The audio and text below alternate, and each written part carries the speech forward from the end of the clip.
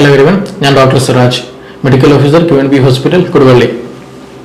ഇന്ന് നമ്മൾ ഡിസ്കസ് ചെയ്യാൻ പോകുന്ന ഒരു വാസ്റ്റ് ടോപ്പിക്കാണ്. വലിയൊരു സബ്ജക്റ്റാണ്, വളരെ ഇമ്പോർട്ടൻ്റ് ആയിട്ടുള്ള ഒരു വിഷയമാണ് അലർജി എന്ന് പറയുന്നത്.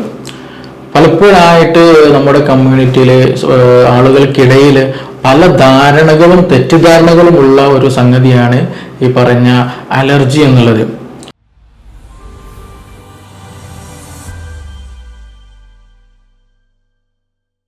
അത് ഞാൻ എന്താ അങ്ങനെ പറയാൻ കാരണം എന്ന് ചോദിച്ചാൽ, ചിലപ്പോൾ നമ്മൾ എന്തെങ്കിലും നല്ല തുമ്മൽ വരിക, ഭയങ്കരമായിട്ട് തുമ്മൽ, അല്ലെങ്കിൽ അങ്ങനെ എന്തെങ്കിലും ഒരു ഇഷ്യൂസ് വന്നാൽ സ്വാഭാവികമായിട്ടും നമ്മൾ പ്രൈമറി ഒരു ഡോക്ടറെ കാണിക്കാത്ത നമ്മൾ പറയും അത് അലർജി ആണെന്ന് തോന്നുന്നു, അലർജിൻ്റെ ഇഷ്യൂസ് ഉണ്ടാവുമെന്ന് തോന്നുന്നു എന്നുള്ള ഒരു കാറ്റഗറൈസിങ് ചെയ്യാറുണ്ട് പൊതുവെ. അത് അലർജിയാണ്. ഈ അലർജി എന്ന് പറയുമ്പോൾ അതിനെ ഒരു കാറ്റഗറൈസ് ചെയ്ത് വെക്കുന്നത് യഥാർത്ഥത്തിൽ അത് ഇനി ഉണ്ടാകും, അതങ്ങനെയാണ്, അല്ലെങ്കിൽ അത് മാറൂല. അലർജി എന്ന് പറഞ്ഞാൽ അങ്ങനെ ഒരു ടീമാണ്, അല്ലെങ്കിൽ അത് അങ്ങനെ ഒരു കാറ്റഗറി ആണ് എന്നുള്ളൊരു കൺസെപ്റ്റ് പലപ്പോഴും ഉണ്ടാകാറുണ്ട്. അതേപോലെ തന്നെ തേയ്മാനം എന്ന് പറയുന്നത്, നമ്മൾ പലപ്പോഴും കാൽമുട്ടിൻ്റെ ഒരു വേദന വന്നാൽ ഇപ്പോൾ ചില ഡോക്ടേഴ്സുണ്ട്, ചില ഡോക്ടർ പറയുന്നത് ഒരു ചെറിയ തേയ്മാനത്തിൻ്റെ പ്രശ്നമുണ്ട് എന്നുള്ളത്. ആ തേയ്മാനം എന്നുള്ളൊരു വേർഡ് കേൾക്കുന്നതോട് കൂടിയിട്ട് പലപ്പോഴും പല ആളുകൾ ധരിക്കും, ഒരു തെറ്റിദ്ധാരണ അവർക്ക് ഉണ്ടാകുന്നത് ഇനി ഇതിങ്ങനെയൊക്കെ തന്നെ പോവുള്ളൂ, വയസ്സായി, ഇനി ഇത് മാറില്ല, അല്ലെങ്കിൽ ഇനിയിപ്പോൾ ഇനി ഒരു കാൽസ്യം ടാബ്ലറ്റ്സ് അല്ലെങ്കിൽ വൈറ്റമിൻ ടാബ്ലറ്റ്സ് ഒക്കെ യൂസ് ചെയ്തിട്ട് കൂടുതലൊന്നും കാലനങ്ങാതെ മടക്കാതെ കൊണ്ട് നടക്കുക എന്നുള്ളതാണ് ഇനി ഇതിനൊരു മാർഗമുള്ളൂ എന്നുള്ളൊരു ധാരണ ഈ ഒരു തേയ്മാനം എന്ന് കേൾക്കലോട് കൂടിയിട്ട് പലപ്പോഴും ആളുകൾ തെറ്റിദ്ധരിക്കുന്നുണ്ട്. അപ്പൊ എന്നതുപോലെ ഈ അലർജിയെ സംബന്ധിച്ചിടത്തോളം നമുക്ക് എന്തെങ്കിലും ഒരു സ്കിന്നിന്റെ പ്രശ്നം, ഒരുപാട് അലർജികൾ ഇന്ന് ഉണ്ട്. സ്കിന്നിന് അലർജി ഉണ്ട്, പോളങ്ഗ്രീൻ അലർജി ആയിട്ട് വരുന്നവരുണ്ട്, ഫുഡിന് അലർജി ഉണ്ട്, പിന്നെ സ്മെല്ലിന് അലർജി ഉള്ളവരുണ്ട്, വെള്ളത്തിന് അലർജി ഉള്ളവരുണ്ട്, അങ്ങനെ പല രീതി അലർജി ഉള്ളവരുണ്ട്. പല രീതിയിലുള്ള സിംറ്റംസ് ആണ് അവർക്ക് ഉണ്ടാവുക അല്ലെ. സ്കിന്നിനൊക്കെ നല്ല ഇച്ചിങ്, ചൊറിച്ചിലുണ്ടാവും. പിന്നെ ചിലർക്ക് ശ്വാസം മുട്ടലിന് പ്രശ്നം ഉണ്ടാകും, ശ്വാസം എടുക്കാനുള്ള പ്രയാസം ഉണ്ടാകും, കഫത്തിൻ്റെ പ്രശ്നങ്ങൾ വളരെയധികം ഉണ്ടാകും. ചില ഫുഡ് അലർജി ഉള്ളവർക്ക് ഭയങ്കരമായിട്ടുള്ള ഈ സ്കിൻ റാഷ്, നല്ല ചൊറിച്ചിൽ, ബീഫൊക്കെ കഴിച്ചിട്ടുണ്ടെങ്കിൽ, ചിക്കൻ കഴിച്ച ചില ആളുകൾക്ക്, അല്ലെങ്കിൽ ചില എന്തെങ്കിലും സ്പെസിഫിക് ആയിട്ടുള്ള ഏതെങ്കിലും ഫുഡ് ഐറ്റംസിനോട്, പീനട്സിനോടൊക്കെ പ്രത്യേകിച്ച് ചില ആളുകൾക്ക് കോമൺ ആയിട്ട് കാണുന്നുണ്ട്. അപ്പോൾ ചുരുക്കി പറഞ്ഞാൽ ഏതെങ്കിലും ഒരു വിഷയത്തോട് കൂടിയിട്ട് കൂടുതലായിട്ട് ബോഡി പ്രതികരിക്കുന്ന ഒരു സിറ്റുവേഷൻ, അതാണ് സിമ്പിളായിട്ട് പറഞ്ഞാൽ. അപ്പോൾ ഞാൻ പറഞ്ഞു വരുന്നത്, ഈ അലർജി എന്നുള്ള ഒരു കോമൺ നെയിമിലേക്ക് ഏതെങ്കിലും ഒരു അസുഖത്തെ ചേർക്കലോട് കൂടിയിട്ട് പബ്ലിക്കിൽ അല്ലെങ്കിൽ പല ആളുകൾക്കിടയിലുള്ള ഒരു ധാരണ ഇനി അതങ്ങനെയാണ്, അതിൽ നിന്നൊരു മാറ്റം അല്ലെങ്കിൽ ഒരു മോചനം എനിക്ക് പോസിബിൾ അല്ല, ഇനി മെഡിസിൻ കഴിച്ചിട്ടോ കുറേ തുമ്മിയിട്ടോ കുറേ ശ്വാസം മുട്ടിലെടുക്കുമ്പോൾ മെഡിസിൻ കഴിക്കുക, അത് എഫക്റ്റ് ആണെങ്കിലും കുറച്ചൊരു ഡോസുള്ളത് ഒന്നും കൂടെ എന്ത് ചെയ്യുക നോക്കുക എന്നുള്ള ഒരു ധാരണയിലേക്ക് പലപ്പോഴും മാറിയിട്ടുണ്ട് സമൂഹം. പക്ഷെ നമ്മൾ ആദ്യം മനസ്സിലാക്കുന്ന ഈ അലർജി എന്നുള്ള ടെർമിനോളജി അല്ലെങ്കിൽ ആ ഒരു അസുഖം നമ്മുടെ കമ്മ്യൂണിറ്റിയിൽ എത്തിയിട്ട് വളരെ കൂടുതൽ കാലമായിട്ടൊന്നുമില്ല, കുറഞ്ഞ കാലമായിട്ടുള്ളൂ. അപ്പൊ ഇതിനു മുമ്പ് എന്തായിരുന്നു, ഇങ്ങനെ ഒരു അസുഖം ഉണ്ടായിട്ടില്ലേ എന്നുള്ളത് ഒരു ഡൗട്ട്ഫുൾ ആയ ക്വസ്റ്റ്യൻ. കാരണം ഇപ്പോൾ അത് കോമൺ ആയതല്ല, ഒരു വീട്ടിൽ തന്നെ ഒന്നിലധികം ആളുകൾക്ക് ഇന്ന് കോമൺ ആയിട്ട് പലപ്പോഴും പല അലർജി കേസുകൾ ഉണ്ടാകാറുണ്ട്. അപ്പൊ ഇതിന് മുൻപ് ഇങ്ങനെ അസുഖം ഉണ്ടായിട്ടില്ല എന്നുള്ളതാണ് അതൊരു ക്വസ്റ്റ്യനാണ്. രണ്ടാമത് നമ്മൾ മനസ്സിലാക്കേണ്ട ഒരു വിഷയം, ഈ അലർജി ഉള്ള കേസുകൾ നമ്മൾ സ്വാഭാവികമായിട്ടും ഡോക്ടറെ അടുത്ത് പോകുമ്പോൾ അല്ലെങ്കിൽ ഒരു ടെസ്റ്റുകൾ ചെയ്യുമ്പോൾ IgE ആന്റിബോഡിയുടെ ടെസ്റ്റുകൾ ചെയ്യും. അതേപോലെ ഈസിനോഫിലിന്റെ എമൗണ്ട് നമ്മൾ ടെസ്റ്റ് ചെയ്ത് നോക്കും, ബ്ലഡ് ടെസ്റ്റുകളൊക്കെ നടത്തി നോക്കും. സ്വാഭാവികമായിട്ടും അതിൽ IgE അതിൻ്റെ ഒക്കെ എലിവേഷൻ നമുക്ക് കാണാൻ കഴിയും. അപ്പോൾ അതോട് കൂടിയിട്ട് എന്തായി, പിന്നീട് അവൻ അലർജി ആയി അല്ലെങ്കിൽ ആ പേഷ്യൻ്റ് അവൾ എന്തായി അലർജിക്കായി, അലർജിക്ക് ഹിസ്റ്റമിൻ മറ്റും മെഡിസിൻ, ആന്റിഹിസ്റ്റമിൻ ആയിട്ടുള്ള മെഡിസിൻസും മറ്റൊക്കെ യൂസ് ചെയ്യുക, എന്നാൽ ടാബ്ലറ്റ്സ് യൂസ് ചെയ്യുക, ഇൻഹേലർ ഉപയോഗിക്കുക എന്നുള്ള ഒരു ജീവിതകാലം അവർ ട്രീറ്റ്മെന്റിലേക്ക് എന്ത് ചെയ്തു, അലർജി എന്ന പേരോട് കൂടി നമ്മൾ സൈഡാക്കുന്ന ഒരു പ്രവണത, അതൊന്ന് ഇനിയെങ്കിലും നമ്മൾ മാറ്റി ചിന്തിക്കണം. യഥാർത്ഥത്തിൽ ഈ ഒരു IgE കൂടിയത് കൊണ്ടാണ് എന്ത് പറയുന്നത് അലർജി ഉണ്ടാകുന്നെന്ന് പറയുന്നുണ്ട്.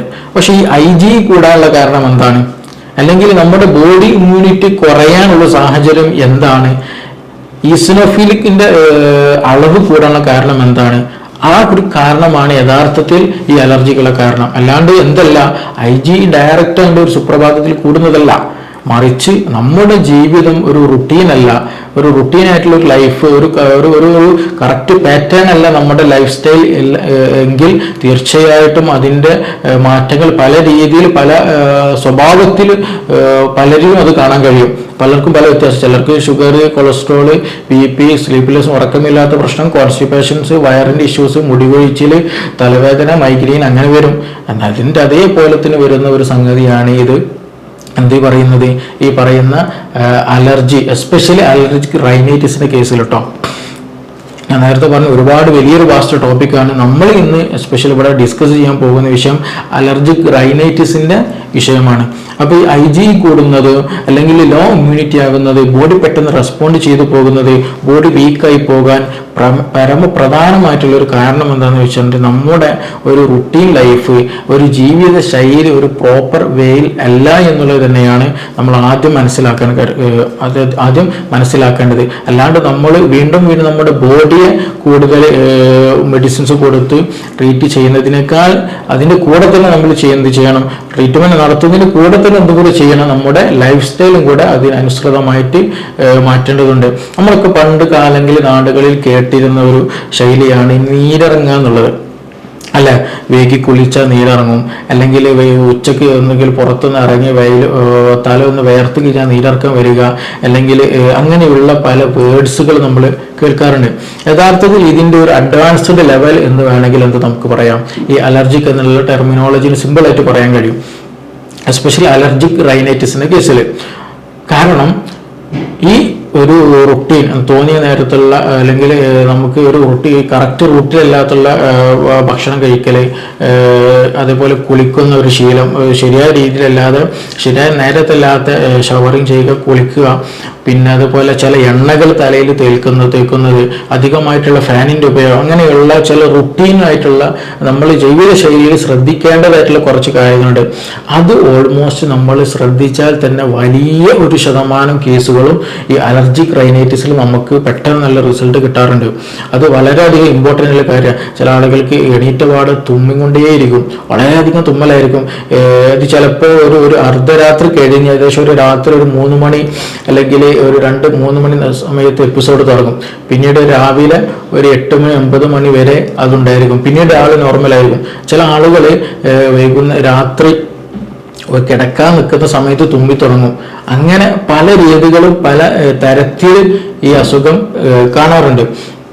അപ്പൊ അതിനൊരു പ്രധാന കാരണം എന്ന് പറയുന്നത് നമ്മൾ പണ്ട് കാലങ്ങളിൽ, ഞാനതൊരു കോംപ്ലക്സ് ആയിട്ടുള്ള വലിയൊരു വാസ്റ്റ് ടോപ്പിക്കാണ്, പക്ഷെ ഇതിന് സിമ്പിൾ ആയിട്ട് നമുക്ക് എങ്ങനെ നമ്മുടെ ലൈഫിൽ അത് ശ്രദ്ധിക്കാൻ കഴിയുമെന്ന് ചോദിച്ചാൽ, നീരിറങ്ങുന്ന പണ്ട് കാലങ്ങളിൽ നമ്മുടെ പാരമ്പര്യമായിട്ട് ആളുകൾ പറയുന്ന ഒരു സംഗതിയാണ് ഈ നീരിറങ്ങുന്ന ഒരു സാഹചര്യം അല്ലെങ്കിൽ ആ ചുറ്റുപാട് നമ്മൾ പരമാവധി ഒന്ന് ശ്രദ്ധിച്ചാൽ തന്നെ ഏകദേശം എന്ത് ചെയ്യും, ഓൾമോസ്റ്റ് പലരുടെയും ഈ പറയുന്ന ഈ അസുഖത്തിന്റെ അല്ലെങ്കിൽ ഈ ഒരു പ്രയാസം കുറക്കാൻ നമുക്ക് കഴിയും.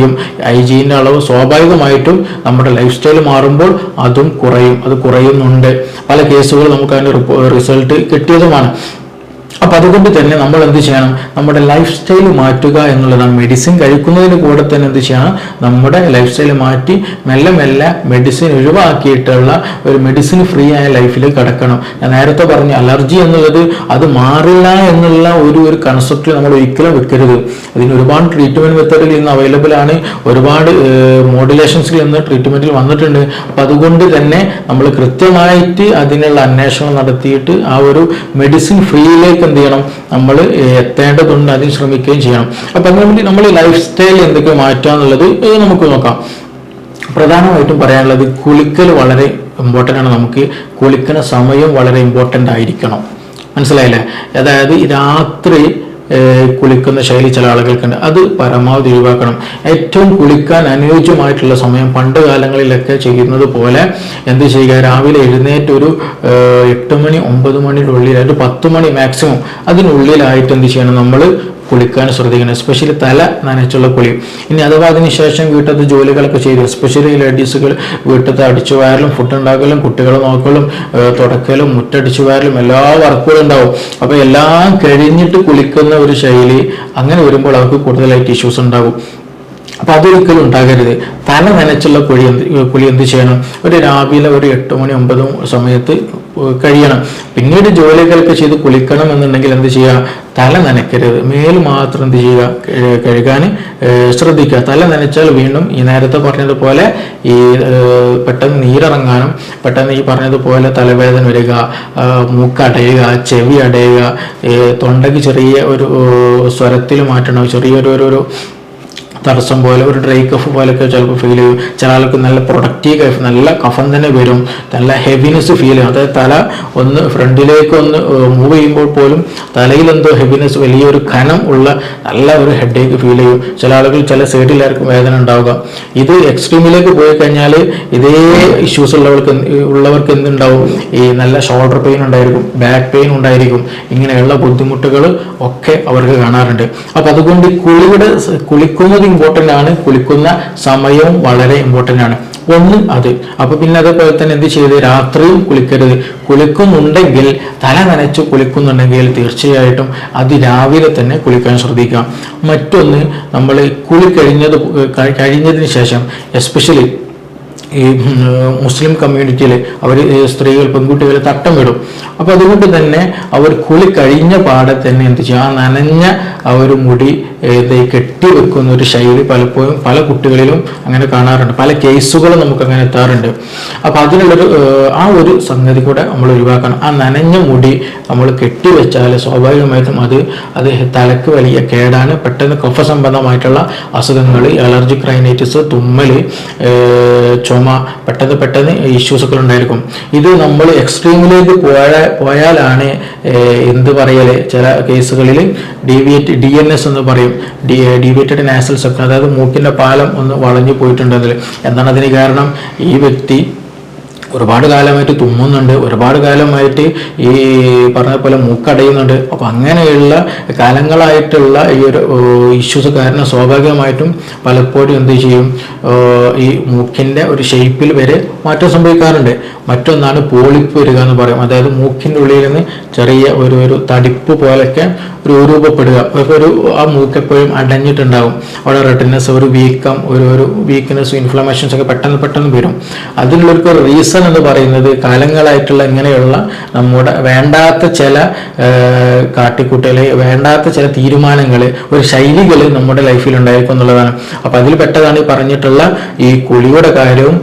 അതേപോലെ തന്നെ ചില മുസ്ലിം കമ്മ്യൂണിറ്റിയിലുള്ള സ്പെഷ്യലി സ്കൂളിൽ പോകുന്നവരെന്ത് ചെയ്യും, കുളിക്കും, മുടി ഉണങ്ങുന്നതിന് മുമ്പ് തന്നെ എന്ത് ചെയ്യും, അവർ ഇത് കെട്ടും, സ്കൂളിൽ പോയിരിക്കും. കുറച്ച് കഴിയുമ്പോൾ അവർക്ക് നല്ല തലവേദന വരും, തലക്ക് നല്ല ക്ഷീണം വരും, ക്ലാസ്സിൽ ശ്രദ്ധിക്കാൻ കഴിയില്ല, മൂക്കടയും, തുമ്മലും ഉണ്ടാകും, കഫക്കെട്ടിൻ്റെ പ്രശ്നം വരും, ശരീരം എപ്പോഴും ഒരു പനിയുള്ളതുപോലെ ഒരു ഫീലിംഗ് ഉണ്ടായിരിക്കും.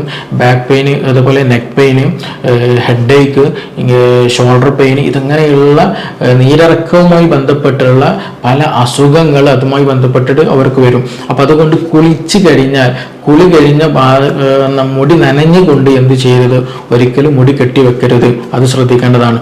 പിന്നെ മറ്റൊരു കാര്യം എന്താണെന്ന് വെച്ചിട്ടുണ്ടെങ്കിൽ, ചില എണ്ണകൾ പലപ്പോഴും നമ്മളെ ഒരു രോഗിയാക്കി മാറ്റുന്നുണ്ട്. ഇന്ന് മുടിയുമായി ബന്ധപ്പെട്ട ഒരുപാട് വിഷയങ്ങൾ ഇന്ന് സോഷ്യൽ മീഡിയയിൽ ചർച്ച ചെയ്യുന്ന മുടി പൊട്ടൽ, താരൻ ഉണ്ടാകുന്നത്, മുടി നരക്കുന്നത്, മുടി കൊഴിയുന്നത്, മുടി വളരാത്ത വിഷയങ്ങൾ, മുടിക്ക് ഉള്ളില്ല, ഇങ്ങനെയുള്ളതിന് പലതരത്തിലുള്ള പല പ്രൊഡക്ട്സുകൾ ഇന്ന് മാർക്കറ്റിൽ അവൈലബിൾ ആണ്. എസ്പെഷ്യലി സോഷ്യൽ മീഡിയയിൽ അത് കൂടുതലായിട്ട് അതിൻ്റെ യൂസസും അതിൻ്റെ ഡിമെറിറ്റ്സും പലരും അങ്ങോട്ട് സജസ്റ്റ് ചെയ്യുന്നു. അത് എനിക്ക് റിസൾട്ട് കിട്ടി, നീയും യൂസ് ചെയ്തു, അങ്ങനെയുള്ള രീതിയിലൊക്കെ പല ചർച്ചകൾ ഇന്ന് നടക്കുന്നുണ്ട്. പക്ഷെ ഇത് പലപ്പോഴും പല ആളുകളെയും രോഗിയാക്കി മാറ്റുന്നുണ്ടോ എന്നുള്ളത് നമ്മൾ കാര്യമായിട്ട് ചിന്തിക്കേണ്ടതാണ്. രോഗിയാക്കുന്നുണ്ടോ എന്ന് ചോദിച്ചാൽ തീർച്ചയായിട്ടും ആക്കുന്നുണ്ട് തന്നെ പറയേണ്ടി വരും. കാരണം എല്ലാ ഹെയർ ഓയിലുകളും എല്ലാവർക്കും യൂസ്ഫുൾ ആകണം എന്നില്ല. അത് വളരെ ഇമ്പോർട്ടൻ്റ് ആണ്.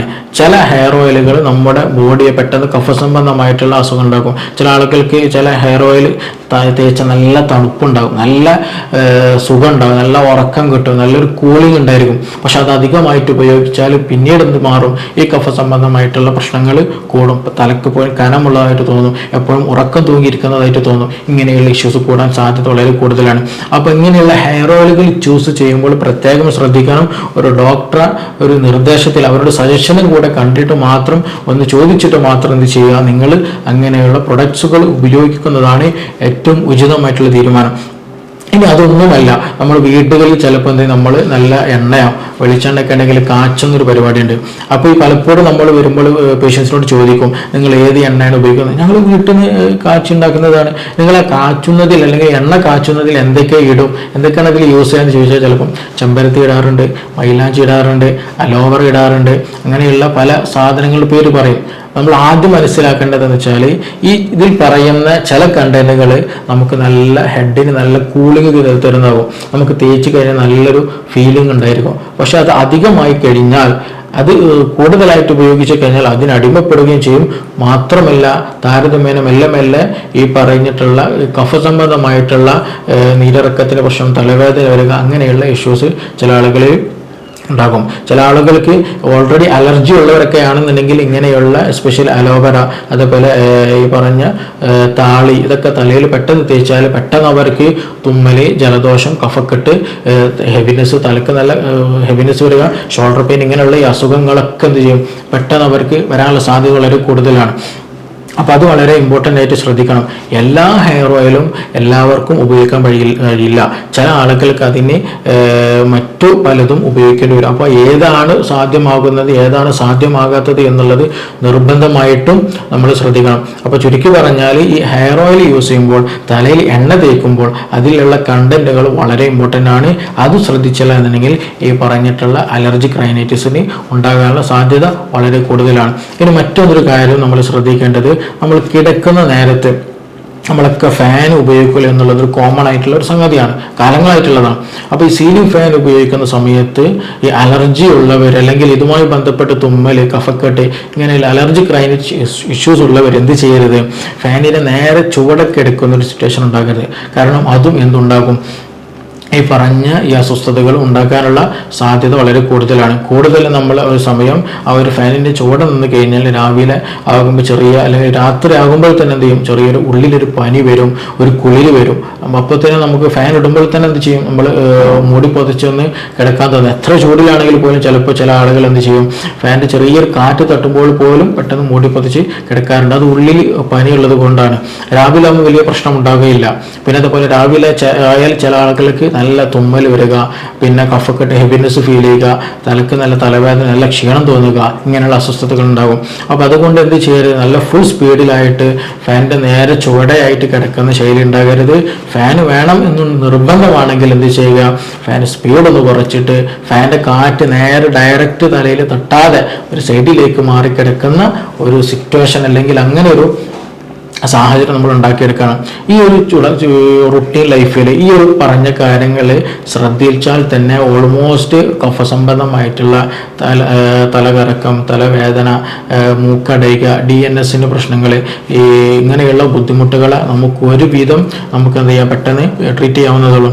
അതേപോലെ തന്നെ ഇതിന് സ്പെസിഫിക് ചില മെഡിസിൻസ് ഉണ്ട്. ഇതിൻ്റെ കൂടെ തന്നെ മെഡിസിൻസ് യൂസ് ചെയ്താൽ തന്നെ പെട്ടെന്ന് നമുക്ക് എന്ത് ചെയ്യാം, റിസൾട്ട് ഉണ്ടാകാം. ഈ അടുത്തൊരു പേഷ്യൻ്റ് വന്നിരുന്നു, അവർക്ക് 8ാമത്തെ വയസ്സിൽ മുതൽ തുടങ്ങിയിട്ടുണ്ടായിരുന്നതാണ് ഈ അലർജിക്കിൻ്റെ പ്രശ്നം, തുമ്മൽ, ശക്തമായി തുമ്മൽ, ഭയങ്കര കഫക്കെട്ടിൻ്റെ ഇഷ്യൂസ് ആയിരുന്നു. അപ്പോൾ ഏകദേശം ഇപ്പോൾ രോഗി ഏകദേശം +2 അല്ലെങ്കിൽ ആ ഒരു +2ലാണ് ഇപ്പോൾ പഠിക്കുന്നത്. അപ്പോൾ അവർ വന്നപ്പോൾ പറഞ്ഞത് എന്താണ്, കംപ്ലൈൻറ്റ് പറഞ്ഞത് അവരെ മറ്റൊരു സ്ഥാപനത്തിൽ നിന്ന് പഠിക്കാണ് കുട്ടി. അപ്പോൾ ആ കുട്ടിക്ക് അവിടെ നിന്ന് പഠിക്കാൻ പറ്റുന്നില്ല. അവിടെയുള്ള ടീച്ചേഴ്സ് ഇങ്ങോട്ട് വീട്ടിലോട്ട് പറഞ്ഞു വെച്ചതാണ്. കാരണം കുട്ടിക്ക് അവിടെ നിൽക്കാൻ പറ്റുന്നില്ല, ഇങ്ങനെയുള്ള ബുദ്ധിമുട്ടും കാര്യങ്ങളും ഉണ്ട് എന്നുള്ളത്. അങ്ങനെ അവരിവിടെ ക്ലിനിക്കിലേക്ക് വരികയും കാര്യങ്ങൾ ചോദിച്ചറിഞ്ഞപ്പോൾ ഈ കുളിയുടെ പ്രശ്നമുണ്ട്, കുളിച്ചപാടെ മുടി കെട്ടുന്ന വിഷയങ്ങളുണ്ട്, അങ്ങനെയുള്ള പല ഇഷ്യൂസുകൾ നമുക്ക് കാണാൻ കഴിഞ്ഞു. കൂടെ നമ്മുടെ ഒരു മെഡിസിൻസും കുറച്ച് നൽകുകയും ചെയ്തു. അത് വളരെ പോസിറ്റീവ് റിസൾട്ടായിട്ട് തന്നെ വിത്തിൻ 2 വീക്സിനുള്ളിൽ തന്നെ അവർക്ക് നല്ല റിസൾട്ട് കിട്ടുകയും അവർ പെട്ടെന്ന് തന്നെ അവരുടെ കോളേജിലേക്ക് തിരിച്ചു പോവുകയും ചെയ്തു. ഞാൻ പറഞ്ഞു വരുന്നത് എന്താണെന്ന് വെച്ചാൽ, നമ്മൾ മെഡിസിൻസ് ഉപയോഗിക്കണം, അതിൻ്റെ കൂടെ തന്നെ നമ്മുടെ ലൈഫ് സ്റ്റൈൽ മാറ്റാനും കൂടെ ശ്രദ്ധിക്കണം. ഇത് അലർജിയാണ്, ഇത് ഇങ്ങനെയാണ്, ഇത് ഇങ്ങനെ ആകൂ എന്നുള്ളൊരു ധാരണ വെച്ചിട്ട് നമ്മൾ അതിനെ മാറ്റി വെക്കരുത്. എന്തുകൊണ്ടാണ് എനിക്ക് അലർജി വരുന്നത് എന്നുള്ളത് കണ്ടെത്തിയിട്ട് അതിനെ പ്രതിരോധിക്കാനുള്ള മാർഗങ്ങൾ, അതിൽ നിന്ന് രക്ഷ നേടാനുള്ള സംവിധാനങ്ങൾ നമ്മൾ കാണേണ്ടതുണ്ട്. കൂടെ തന്നെ നമ്മൾ ഇമ്മ്യൂണിറ്റി വർദ്ധിപ്പിക്കാനുള്ള ഡയറ്റുകൾ എന്ത് ചെയ്യണം, നമ്മൾ ശ്രദ്ധിക്കേണ്ടതുണ്ട്. അപ്പോൾ ഈ ഒരു കാര്യങ്ങൾ, ഈ ഒരു പ്രശ്നങ്ങളൊക്കെ ഓൾമോസ്റ്റ് നമ്മൾ ശ്രദ്ധിക്കുകയാണെന്നുണ്ടെങ്കിൽ വലിയൊരു ശതമാനം വരുന്ന അലർജിക് ഇഷ്യൂസ്, ശ്വാസം മുട്ടലിൻ്റെ കേസുകൾ, പിന്നെ അതേപോലെ തന്നെയാണ് ഞാൻ നേരത്തെ കൂടെ തന്നെ പറഞ്ഞ ബാക്ക് പെയിൻ ഇഷ്യൂസുകൾ, ഇവിടെ നെക്ക് പെയിൻ വരിക, പിന്നെ അതുപോലെ ഷോൾഡർ പെയിൻ വരിക, ഫ്രോസൺ ഷോൾഡറിൻ്റെ ഇഷ്യൂസ് ഉണ്ടാവുക, മസ്കുലർ പെയിനുകൾ വരിക, ഇങ്ങനെയുള്ള ഇഷ്യൂസ്, പിന്നെ അതുപോലെ ഈ ഹെഡ് ഏക്കിൻ്റെ ഇഷ്യൂ, ഹെവിനെസ് ഫീൽ ചെയ്യുക, നമ്മൾ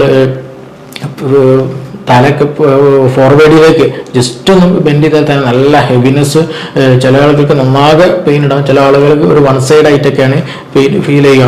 അതേപോലെ തന്നെ ഇടയ്ക്കിടയ്ക്ക് തുമ്മൽ, ജലദോഷത്തിൻ്റെ ഇഷ്യൂസ്, സൈനസൈറ്റിസ് ഇങ്ങനെ വന്നുകൊണ്ടേയിരിക്കുക, കഫത്തിൻ്റെ കൂടുതലായിട്ടുള്ള പ്രശ്നങ്ങൾ, ഇങ്ങനെയുള്ള ഓൾമോസ്റ്റ് എല്ലാ ഇഷ്യൂസുകളും നമുക്ക് പെട്ടെന്ന് തന്നെ ഈ റുട്ടീനായിട്ടുള്ള കാര്യങ്ങൾ ശ്രദ്ധിക്കുക എന്നതുപോലെ തന്നെ കുറച്ച് മെഡിസിൻസുകൾ എടുക്കുകയാണെന്നുണ്ടെങ്കിൽ ഒരു ലോങ് ടൈമിലേക്ക്, ലൈഫ് ടൈം സമയത്തേക്ക് മെഡിസിൻ ഉപയോഗിക്കാതെ തന്നെ ഒരു ഷോർട്ട് ടൈമിലായിട്ട് തന്നെ നമുക്കത് ട്രീറ്റ് ചെയ്തിട്ട് നോർമൽ ലൈഫിലേക്ക് നമുക്ക് എത്താൻ കഴിയുന്നതേ ഉള്ളൂ.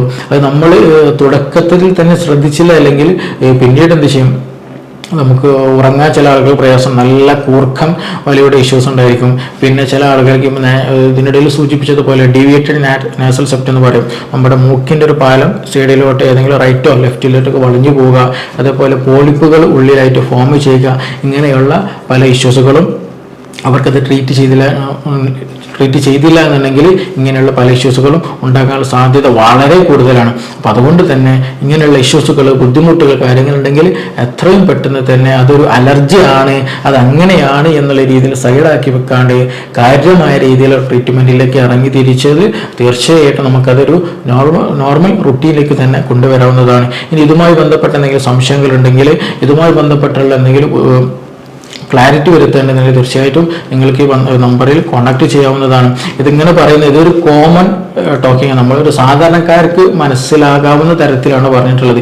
ഇത് നമ്മൾ ക്ലിനിക്കൽ ലാബിലേക്ക് നീങ്ങുമ്പോൾ, ടെസ്റ്റുകളിലേക്ക് നീങ്ങുമ്പോൾ അത് ഈ ഒരു റുട്ടീൻ ലൈഫ് തെറ്റുന്നത് പ്രകാരമായിട്ട് ആണ് പിന്നെ കാലക്രമേണ ഇമ്മ്യൂണിറ്റി കുറയുന്നത്, പിന്നെ അതുപോലെ ഈ IgEയുടെ പ്രസൻസുകൾ കാണുന്നത്, മറ്റു എലിവേഷൻസുകളോ മറ്റ് ഇൻഫെക്ഷൻസുകളോ കൂടുതലായിട്ട് ബോഡിയിൽ ഉണ്ടാകുന്നത്. അപ്പോൾ അതുകൊണ്ട് തന്നെ ഈ കാര്യങ്ങൾ എന്ത് ചെയ്യുക, നിർബന്ധമായിട്ട് ശ്രദ്ധിക്കുക. എന്തെങ്കിലും കൂടുതലായിട്ട് അറിയാൻ, മനസ്സിലാക്കാൻ, ഒന്നുകൂടി ക്ലാരിറ്റി വരുത്തേണ്ടതായിട്ടുണ്ടെങ്കിൽ തീർച്ചയായും നിങ്ങൾക്ക് ഈ നമ്പറിൽ ബന്ധപ്പെടാവുന്നതാണ്. ഓക്കെ, നമുക്കിനി മറ്റൊരു വീഡിയോ ആയിട്ട് മറ്റൊരു സമയത്ത് വീണ്ടും കാണാം.